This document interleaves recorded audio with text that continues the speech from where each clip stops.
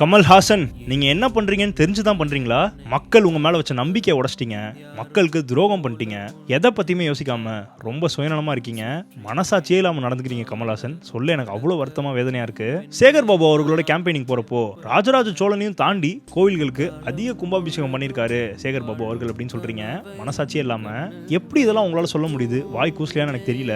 ஒரு ரவுடி ஹூலிகன் மக்களா மதிக்க தெரியாத ஒரு மினிஸ்டரை ராஜராஜ சோழனோட கம்பேர் பண்றீங்க. ஒரு ராஜ்யசபா எம்பி சீட்டுக்காக உங்களே வித்துட்டீங்களே, உங்களே இழந்துட்டீங்களே, கேவலமா இல்ல? கோயம்புத்தூர்ல போயும் செந்தில் பாலாஜியோட சேர்ந்து கேம்பெயின் பண்றீங்க. இதே கமல்ஹாசன் தான் டிவியை உடைச்சு எலெக்ஷன் ரிசல்ட் வந்தோடனே ஆத்து மணல் கொள்ளைய செந்தில் பாலாஜி தொடங்கி விட்டார். ஆனா இதை நாங்க சும்மா விட போறது இல்லை அப்படின்னு சொன்னீங்க.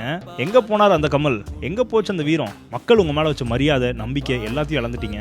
நீங்க அரசியலுக்கு வந்தப்போ எத்தனை பேர் மனசார உங்களுக்கு சப்போர்ட் பண்ணும்? அவங்களுக்கு இப்படிதான் நன்றி கடன் செலுத்துவீங்களா? துரோகம் பண்ணி எந்த திமுக தப்பு பண்றாங்க, எந்த திமுக கேவலமா இருக்காங்கன்னு சொன்னீங்களோ அதே திமுக